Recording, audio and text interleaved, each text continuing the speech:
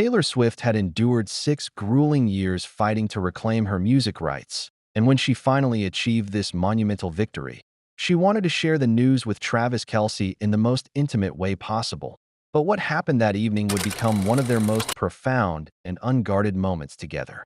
On May 15th, 2025, a quiet Tuesday evening settled over Kansas City as Travis Kelce followed his usual post-practice routine, sprawled across his couch with a headset secured over his ears, completely immersed in a Call of Duty match with his teammates after the Chiefs had concluded their mandatory mini-camp earlier that day.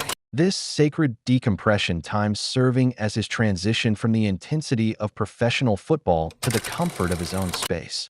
But this seemingly ordinary evening was destined to transform into one of the most extraordinary nights of his life.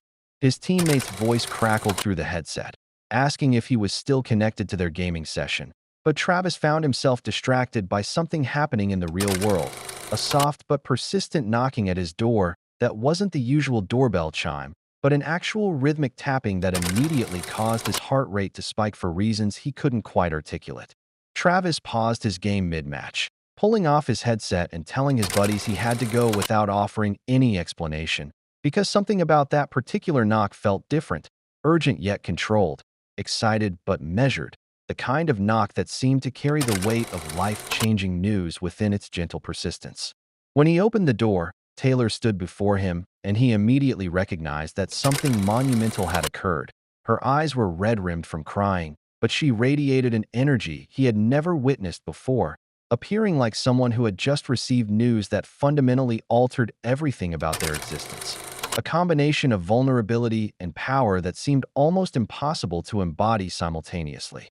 She attempted casualness by simply saying hey, but her voice betrayed her with its trembling quality, asking if she could come inside while Travis stepped aside, studying her face with the same intensity he typically reserved for reading opposing defensive formations, because in their 2 years together, he had learned to interpret her moods like a carefully studied playbook. And this expression wasn't sadness or stress, but something entirely different, something infinitely bigger.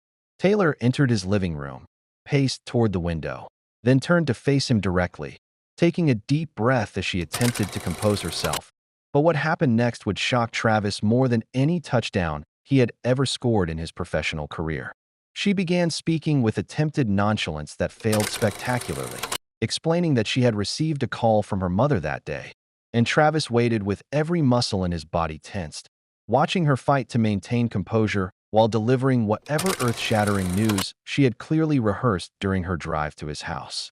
When he gently prompted her to continue, Taylor's voice cracked as she looked momentarily like the teenage girl who had first signed her life away to the music industry decades earlier. And then she delivered the words that would hit Travis like a freight train. She said, "You got your music."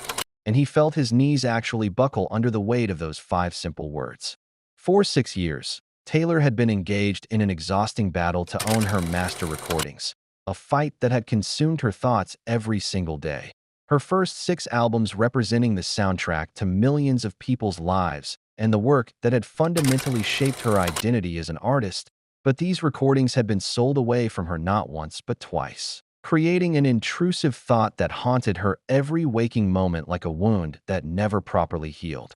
The public didn't understand the full scope of what this phone call represented, what Taylor had whispered to Travis during their quietest 3 a.m. conversations, but never shared with the world. Because this battle wasn't merely about business dealings or financial considerations or even artistic control, but rather about a 15-year-old girl who had signed her life away before she understood the magnitude of what she was surrendering, about a woman who had spent her entire adult life being told that her own diary entries transformed into songs didn't truly belong to her, about every sleepless night wondering if she would ever really own herself. If you've ever felt like you didn't have control over something that should rightfully be yours, you'll understand why what happened next proves the incredible power of never giving up. Travis whispered her name while moving closer, his voice thick with unexpected emotion. And that's when Taylor completely broke, not gracefully or cinematically, but utterly and thoroughly, her carefully constructed composure shattering like glass hitting concrete as she didn't just cry, but collapsed entirely, her legs giving out as she hit his living room floor like dead weight, sobbing in a way that Travis had never witnessed from any human being before. He was beside her instantly, his 6'5" frame folding protectively around her as she shook with the force of 6 years' worth of frustration, hope, disappointment, and overwhelming relief that felt almost too much for one person to handle. And through her muffled sobs into his chest, she managed to say she couldn't believe it, that she had actually gotten them back. All of it, every song, every music video, every piece of art she had created since she was 15 years old, everything was, finally, truly, completely hers.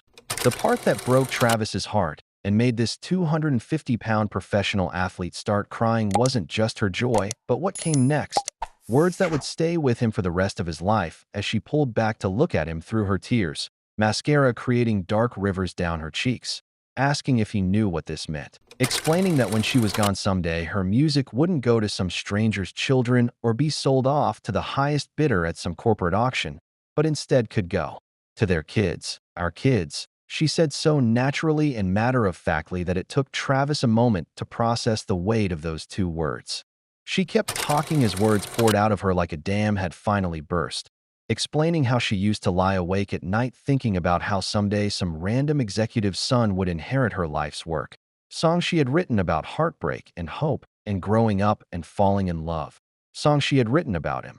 And as she touched his face gently with still trembling hands, she emphasized that now they were hers. Really, completely, forever hers. Travis had seen Taylor at her strongest, commanding stadiums of 80,000 people, facing down music industry titans who tried to crush her spirit, handling international fame with grace and steel.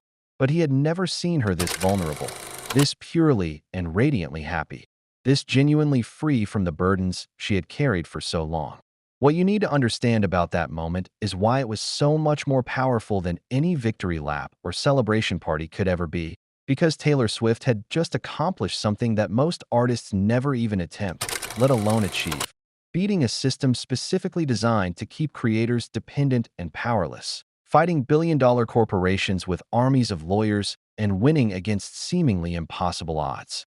Sitting on Travis's living room floor surrounded by video game controllers and empty takeout containers, what mattered most to her wasn't the victory or vindication or even the money, but rather the future she could finally envision without fear, a future where her art stayed in her family, a future where she could look at Travis and say our kids without wondering if she would have anything meaningful to leave them besides money and fame.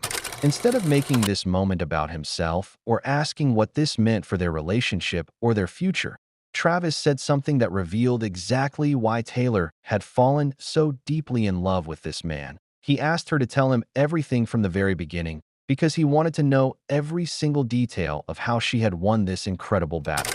Taylor explained how she had decided to send her mother Andrea and her brother Austin to Los Angeles instead of lawyers or management, how they had sat across from the executives at Shamrock Capital and told them what this meant not to Taylor Swift the brand, but to Taylor the daughter, the sister, the woman who had been carrying this weight for years. And her mother had said the executives simply listened as she told them about all the times they had tried before, all the times negotiations had fallen through, all the nights Taylor had called crying because she felt like she was being kept from her own life.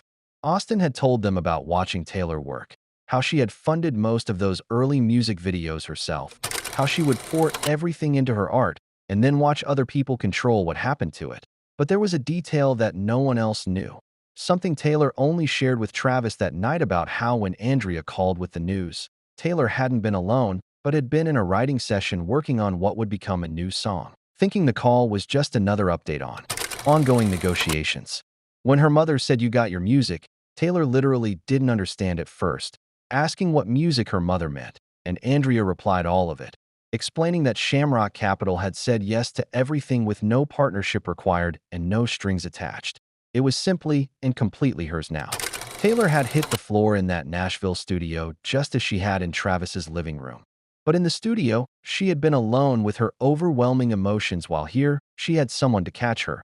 And the songwriter she had been working with thought something terrible had happened as Taylor lay on the studio floor sobbing, unable to explain what was occurring.